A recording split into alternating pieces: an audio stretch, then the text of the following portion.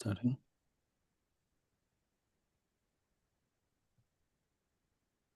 Need some music, right? Here we go.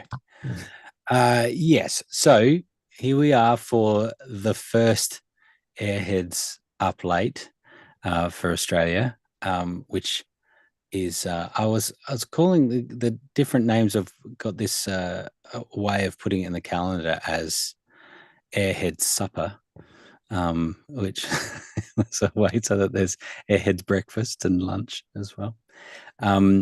But for some people, there was concerns about recording, and so we've split the difference with a lot of not recording, and then a little bit of recording. So here we're going to give you a little bit of the highlights of what you've missed a little bit. But Yvonne from the UK has just been talking about how we might be able to pull our suggestions together for things that we would like to see improved or added to EventsAir. So did you want to expand on that, Yvonne?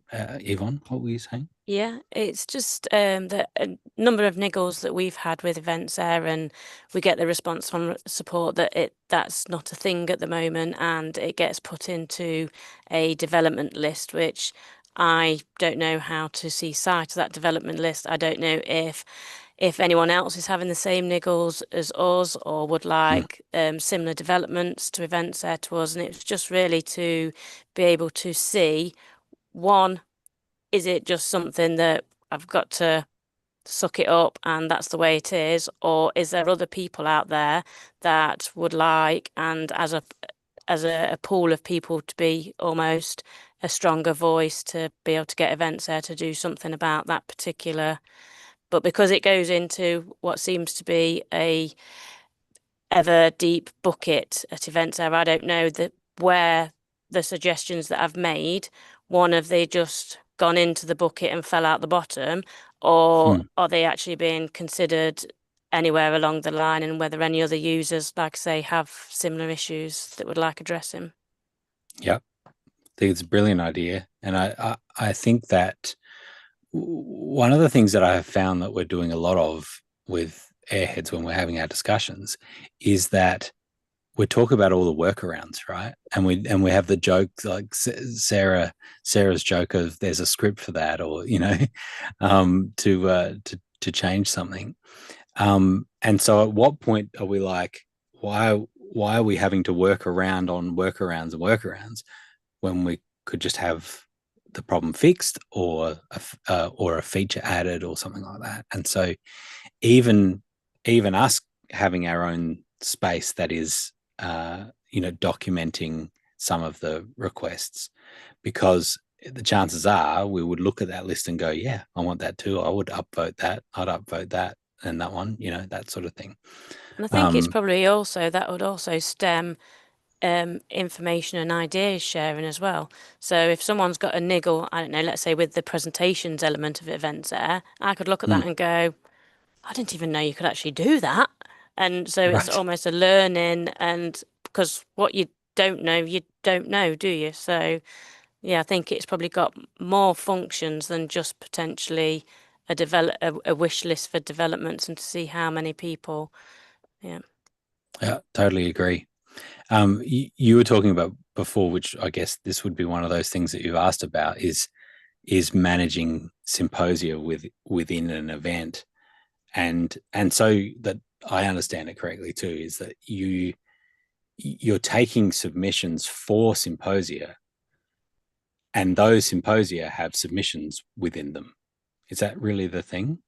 Yeah, so when we do a call out for abstracts, you could submit an abstract for you as an individual, or we also do a call out for symposia, which we have to do a different way because we haven't found a way to do it through EventsAir, where you've got a lead person of that group, but it's 4 or 5 individuals who make up that symposia presentation, but those 4 presentations have their own abstracts in their own right. So it's sort of like an overarching topic, but then 4 topics that are linked. So it's how through EventsAir, we could potentially get people to submit their symposia abstracts as a collective rather than from an individual.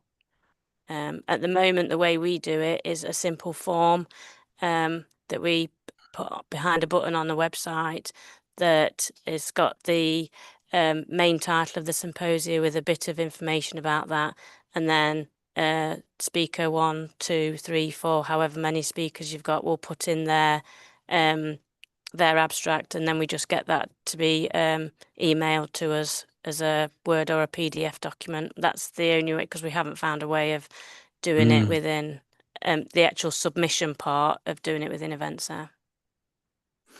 Because I guess ideally you would want it that if an application came in where they were naming the symposia, that someone else could then come after them and see that symposium listed and be able to then submit to that symposium. Is that so all right? of the people, they'll know who their co-authors are, but they have to submit their own abstract. So it's just, okay, Grant, you've done yours, your speaker 1, you've updated it, right? I need to go in and do mine, rather than it just get put on a Word document and emailed to us. But then, of course, on the flip, those symposia still have to be reviewed by a review panel. So again, with the way we're doing it at the moment, we have to then go into those Word documents. We have to take all the names out, so Anonymize them. Yeah,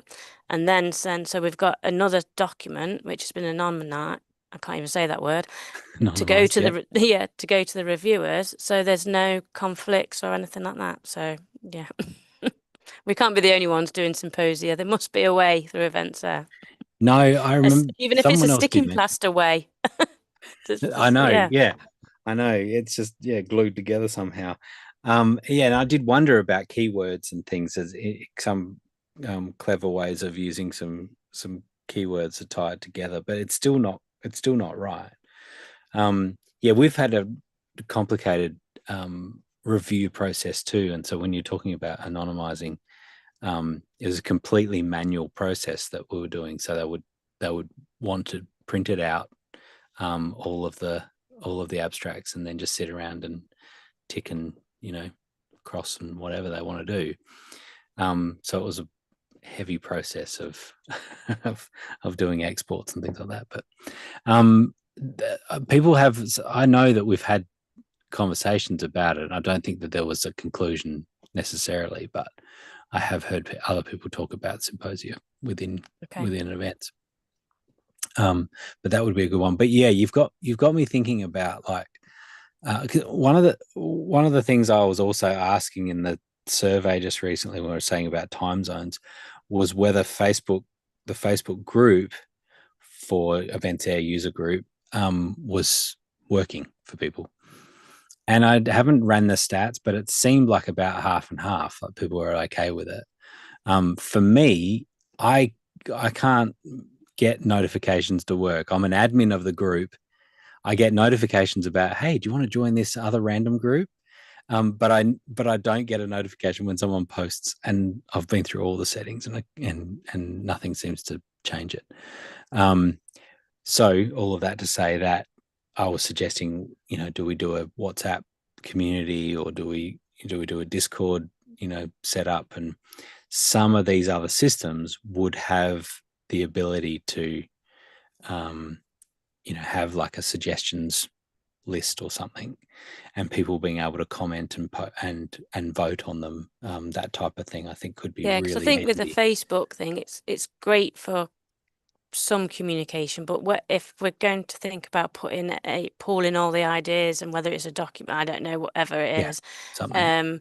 With like Facebook, you've got to sort of know what you want to look for, and you end up scrolling if you're not careful, like aimlessly scrolling, trying to find, well, has somebody suggested this once upon a time, like 3 months ago or whatever? So it's just sort of a centralized area that you can quickly go in and look and go, oh yeah, they've got the similar issue to me, I'm going to like that because it would be great for us too.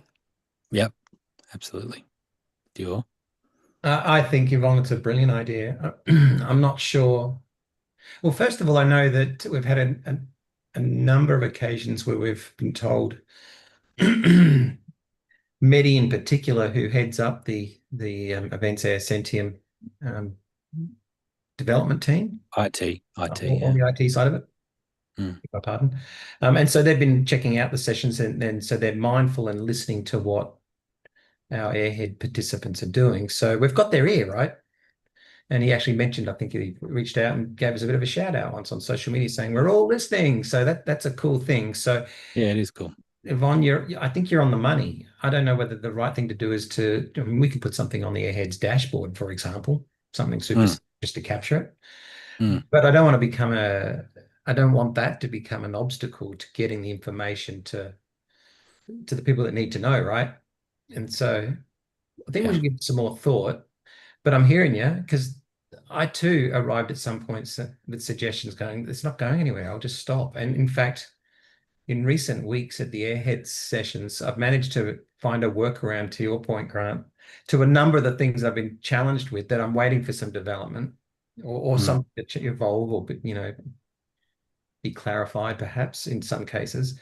But the rest of the Airheads have said, try it this way, or have you tried doing it this? It's like, oh my gosh. So there's a good community starting to grow, right? We're starting to get some results, Yeah, but definitely. it's not redressing issues like the one you just shared. It's not getting to the heart of, we need this functionality, who else needs it? And I'd love to be able to capture that, and a louder voice will be certainly, hopefully more recognized amongst those that need to recognize it. Yeah, and that, like, the sad thing is for us, it's like now as a small PCO, we don't send those suggestions anymore. We've got no, you can't currently do that on events. Right, okay, so we'll do this instead. But yeah, I've got things written down in the back of a notepad for as and when at some point I might be able to, or it's a recurring problem. So it's like, well, actually, this is happening more and more. So can you do something about it? And then it'll get sent to suggestions, but it's like, well, is that suggestion 1001, or are you going to prioritize it because other people have got the issue? So actually it's up the list at number 10. We don't know, because it's, it goes into a black hole, I think. Yeah. Or that's how it feels anyway. That's certainly how it feels. I think this is great. It makes me think about, like, we're going to Airtime. Are you going to the Airtime event? You know about that? I think they've got one in the UK. Yeah, you don't. Yeah, we can't go. No, fair enough. But it is one of those times where we can bail up, some of the staff and ask them some of these questions.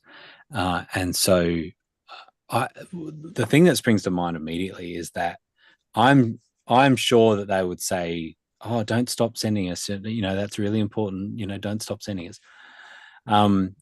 What it makes me think is, what would be cool is if people were sending to EventsAir and also to Airhead somehow. So that we have a log and we can talk about it. It feels like a weekly segment where we're just talking about feature requests or fixes or whatever, and we keep sort of curating a list of, these are the priorities that we see, that we're constantly coming up against. These are the things, and we now have, as you said, 50 people or whatever that have said this is important to them. So I mean, I've even offered to sit on like user acceptance testing. So if they have like created a new function or whatever, I mean, we were guinea pigs as part of the Zero smart connector, which was quite painful, but I won't go into that.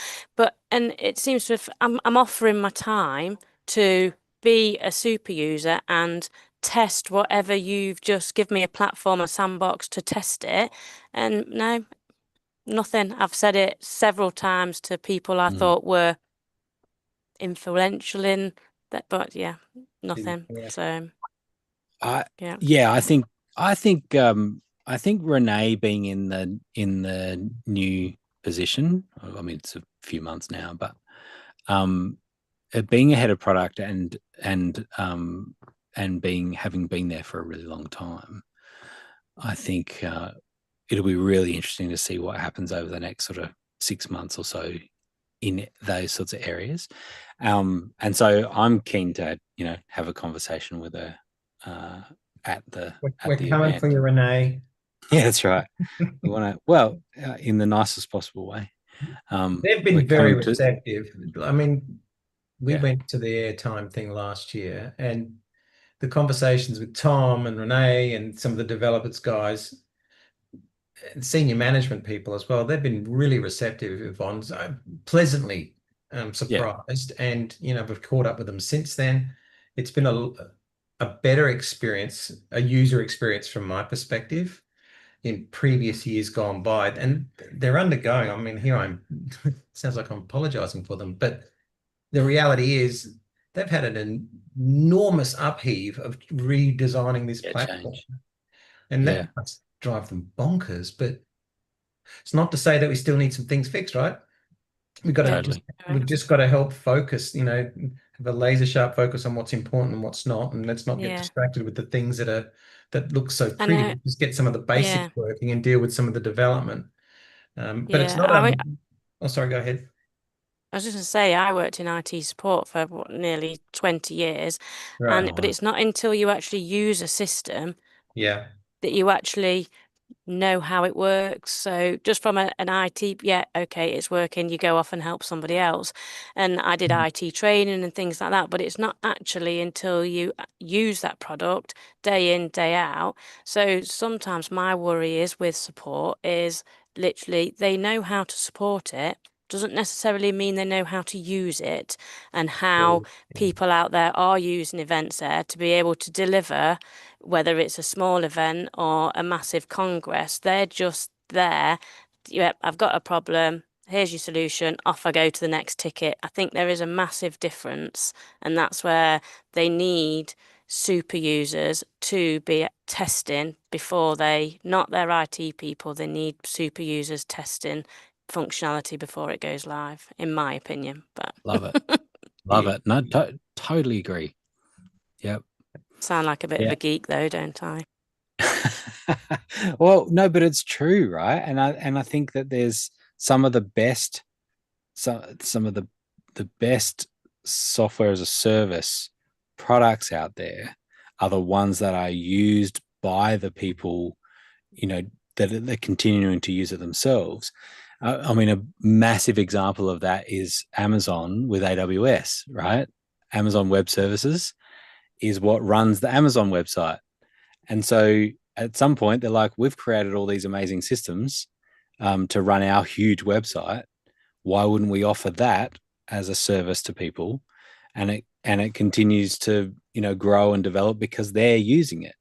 I think it's probably bigger than Ben-Hur now. It's massive. AWS is huge, but it is an example of the same thing. But it's difficult that EventsAir don't necessarily run events, and that was a criticism at one point. That was like, you're not even using EventsAir for your monthly updates or for airtime, But I think they did get around to using it for that. So at least using your own product for your own events makes sense, but running people's events would be very interesting if that was done by EventsAir.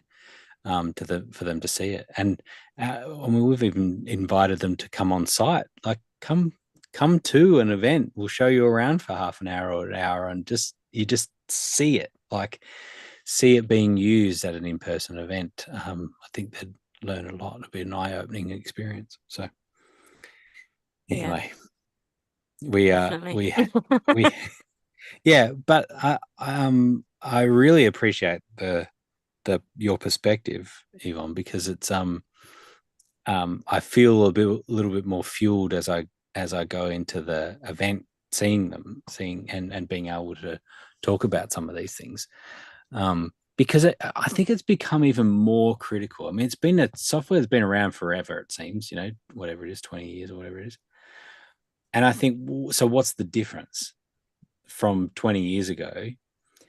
Essentially, registration is pretty similar, although you would argue, group bookings and some other things that are a little bit more complex now, and sort of hotel bookings and things like that all of that stuff that's been pretty much there since day dot is pretty robust. But what has changed is all these extra systems, things like complex abstract submission processes. The app, the expectation that an event will have an app now is very different. And so lots of these things are becoming more and more digital. And EventsAir is kind of a cornerstone in making all that work, because we're basing so much of all of our processes on this one platform, and so it is even more crucial, I think, than it ever has been. So for events, yeah, definitely. All right. Anything else to add, Yvonne? Since we won't get to hear that great accent for a while. Derbyshire through and through, me, right in the middle of the UK. No, I mean, like I say, I've got a list. I'll keep making my lists, and I'll keep popping up. Nice. Well, we'll have. I think you said you can't make it next time in 3 weeks' time, but I think even there will still be one more supper time that will happen before we go into lunchtime here. Time. Yeah, that's right. I know that's how it's all confusing, because then next week we do breakfast for us, which will be more like supper for in the US. So it's confusing. I'll double check the other times just to see if I can. I'll see what the other times are, and if I can come, I'll come along, definitely. Even though I'm the only one here, very useful. That's right. Yeah, it's been a great chat. I'm glad you came. Yeah. So awesome. Brilliant. Thanks, everyone. All right. That's okay. We'll see you again. Yeah. All right. Thank you very much. Yeah. Bye. Bye-bye. Bye.